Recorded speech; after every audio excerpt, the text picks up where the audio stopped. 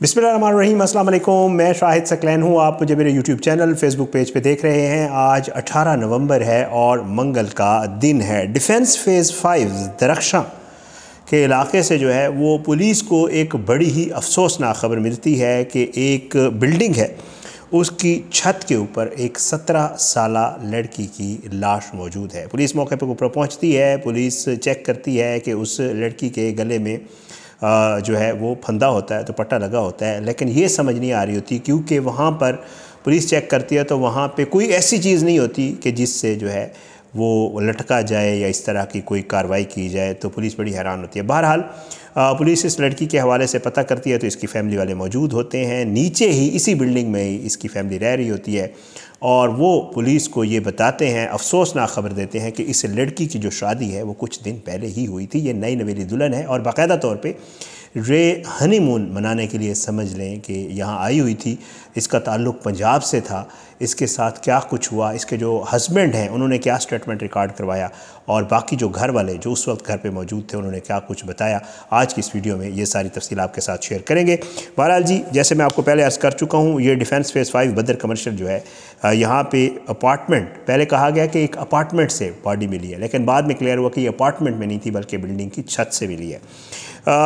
जो पुलिस ने इन्वेस्टिगेशन की है वो ये पता चला है कि जी इस लड़की का आबाई ताल्लुक़ जो है वो पंजाब के ज़िला सियालकोट से है और ये अपने शौहर के साथ शादी के 1 माह बाद हनीमून मनाने कराची आई थी। इसकी शादी को 1 महीना हुआ था। इसके हस्बैंड का भी स्टेटमेंट आया है, वो आगे चल के आपको बताता हूँ। बताया यह जाता है कि ये जो लड़की थी, इसका जो हस्बैंड है उसकी जॉब है और वो एक हसास इदारे का मुलाजिम है और वो अपनी अहलिया को चंद रोज़ कबल जो है वो अपनी खाला के घर डिफेंस लाया था, यहीं पे जहाँ पे इसकी डेथ हुई है।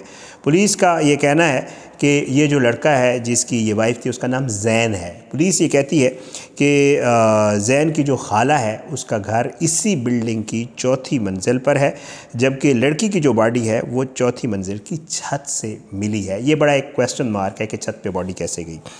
और जहाँ भाग होने वाली लड़की के गले में तो पट्टे का फंदा लगा हुआ था और पुलिस का ये कहना है कि छत पे ऐसी कोई जगह नहीं है जहाँ लटक कर इस तरह का कोई कार्रवाई की जाए कि अपनी जान ले ली जाए। इस तरह का कोई मामला छत के ऊपर मौजूद नहीं है।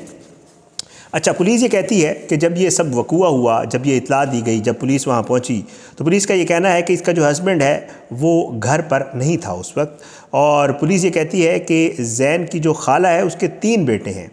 पुलिस ने जैन की खाला और उनके बेटों का भी इस मामले में बयान कलमबंद कर लिया है।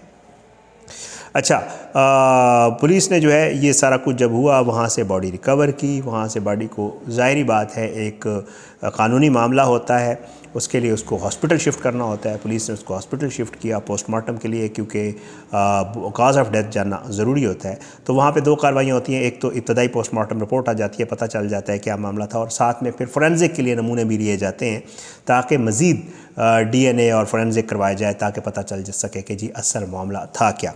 जनाब, अब पुलिस सर्जन जो डॉक्टर समिया हैं वो ये कहती हैं कि जी पोस्टमार्टम के दौरान खून और DNA के नमूने हमने हासिल कर लिए हैं।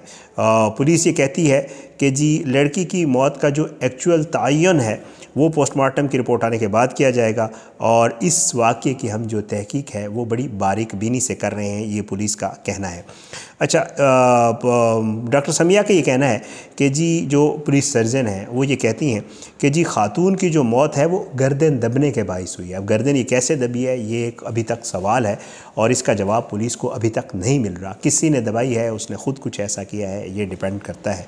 और उसके बाद जो है बाद अज़ां इसके बाद दरख्शां पुलिस जो है उन्होंने खातून के कत्ल का मुकदमा खातून के वालिद अब्दुल जब्बार की मुद्दत में दर्ज किया। अब इनके वालिद क्या बताते हैं, मुद्दे मुकदमा या इस लड़की के जो वालिद हैं वो ये बताते हैं कि इनकी बेटी जो है वो दामाद के रिश्तेदारों के घर आर्जी तौर पर मुकीम थी। दामाद के रिश्तेदारों के मुताबिक पीर की शाम छत पर गई और काफ़ी देर वापस नहीं लौटी, ख़ुद छत पे गई थी और बाद में मालूम हुआ कि मेरी बेटी का किसी ने गला घोंटा है और बेहोशी की हालत में छत पर मौजूद है। घर वाले ये कहते हैं हमें बताया गया कि लड़की बेहोश है। बेटी को अस्पताल ले जाने पर डॉक्टर ने बेटी की मौत की तस्दीक कर दी, इसके वालिद ने लिखवाया और वो कहते हैं कि मेरा दावा है किसी नामालूम शख्स ने नामालूम वजूहात की बिना पर महजूर अली नामालूम वजूहात की बिना पर मेरी बेटी का जो है वो गला घोंटा है और इसे कत्ल किया है, लिहाजा कानूनी कार्रवाई की जाए। अब इससे आगे क्या प्रोसेस हुआ है जनाब? एसएसपी साउथ हैं महजूर अली, वो ये कहते हैं कि पुलिस ने दौरान तफ्तीश एक मशकूक शख्स को भी गिरफ़्तार किया है, जिससे पूछ कुछ की जा रही है और पुलिस वाक़े के मज़ीद मशकूक अफराद को शामिल तफ्तीश कर रही है। अच्छा, दौरान तफ्तीश मशकूक अफराद खातून के कत्ल में मुलविस पाए गए तो उन्हें कैफर किरदार तक पहुँचाया जाएगा। चीपा सरदगाने के बाहर मीडिया से नुमाइंदों से बात करते हुए जो इसके लड़की के वालिद हैं अब्दुल जब्बार, उन्होंने पुलिस को बताया कि मैं ख़ुद पुलिस एहलकार हूँ और एयरपोर्ट थाने में तैनात हूँ। ये ख़ुद भी पुलिस में है। उम्मीद है इंशाल्लाह ये केस जो है जल्दी इसका कोई हल निकल आएगा कि मामला दरअसल है क्या। उन्होंने बताया कि गुज़श्ता माह ही उनकी बेटी की शादी मोहम्मद ज़ैन से हुई थी, अभी 1 महीना ही हुआ था और बेटी शादी से बहुत ज़्यादा खुश थी। मतलब जैसे होता है कि खुदा न खास्ता किसी ने कहा हो कि जी मीडिया वालों ने उनसे पूछा कि कोई घरेलू झगड़ा था, कोई मसला था, क्या वजूहत आपको लगती हैं, तो उन्होंने कहा नहीं ऐसी कोई बात नहीं थी, मेरी बेटी बहुत खुश थी इस शादी थी और ऐसा कोई मामला नहीं था। उसने खुद ये नहीं किया बल्कि किसी ने उसके साथ ये सब कुछ किया है। उन्होंने बताया कि जो है पुलिस के मुताबिक इनकी बेटी को गला दबाकर जो है वो कत्ल किया गया है। उन्हें वाक़े की इत्ला दामाद के खाला के बेटे ने दी थी, क्योंकि ये दामाद के खाला के घर रह रही थी ये जो लड़की थी। अच्छा, उन्होंने आला हुकाम से मुतालबा किया है उन्हें इंसाफ फराहम किया जाए और बेटी के कत्ल में जो भी मुलव्विस है उसे गिरफ़्तार करके करार वाकई सज़ा दी जाए। बेटी ने ख़ुदकुशी नहीं की बल्कि इसे कत्ल किया गया है। अब मकतूला बेटी 8 बच्चों में से 5वें नंबर पे थी, उसके वालिद ने बताया। मकतूला खातून के शोहर मोहम्मद ज़ैन ने बताया, इसके हस्बैंड का भी स्टेटमेंट आ गया। उन्होंने कहा कि जिस वक्त वाक़या पेश आया मैं जामशोरों में ड्यूटी पर था, इसकी ड्यूटी है जामशोरों में, और बीवी को ख़ुद अपनी खाला के घर छोड़ कर गया था। उन्होंने बताया कि हमारी गुज़श्ता माह ही शादी हुई है और बीवी का कहना था कि तो मैंने तुम्हारे साथ जाना है। जैसे होता है कहीं हस्बैंड बाहर जॉब कर रहे होते हैं और शादी होती है तो वाइफ्स कहती हैं कि जी ठीक है हनीमून का हनीमून भी हो जाएगा और मैं आपके साथ चली जाती हूँ। तो कहती है कि जी बीवी, कहते हैं कि जी बीवी मेरे साथ आई थी और हम लोग जो है 29 अक्टूबर को 29 अक्टूबर को कराची पहुँचे थे और मैं इतवार को ही जामशोरों गया था और पीर की रात 8 बजे के करीब मुझे जो है वो इतला मिली कि ये वक़ुआ हो गया है। मकतूला के शोहर का कहना है कि मुझे किसी पर कोई शक नहीं है, जो असल हकीकत है वो सामने ली जाए, किसी के साथ कोई ज़्यादती नहीं होनी चाहिए। इसके हस्बैंड और इसके फादर दोनों ये कह रहे हैं कि जी हमें किसी पे कोई शक नहीं है, लेकिन मामला जो भी है उसको क्लियर होना चाहिए और होना भी चाहिए, ज़ाहिर बात है, बहुत ही अफसोसनाक वाक़या है।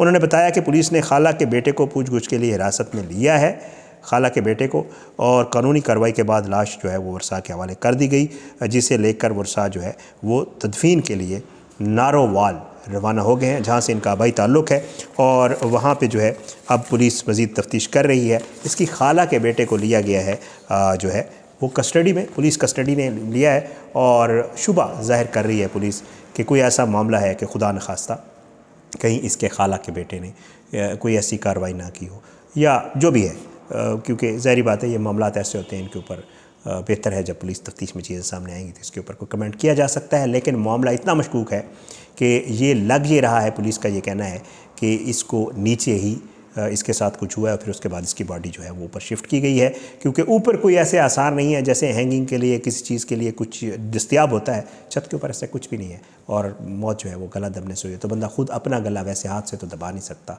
खुदा न खास्ता अगर और कोई मामला ना हो तो। ये बहुत अफसोसनाक खबर थी कराची डिफेंस से, मैंने कहा आपके साथ शेयर कर दूँ। अपने दुआ में याद रखिएगा, इंशाअल्लाह अगली वीडियो में मुलाकात होगी। अल्लाह ताला हम सबका आमिया नासिर, अल्लाह हम सबको अपनी ज़ुबान में रखे। इजाज़त दें। पाकिस्तान जिंदाबाद। अल्लाह हाफ़िज़।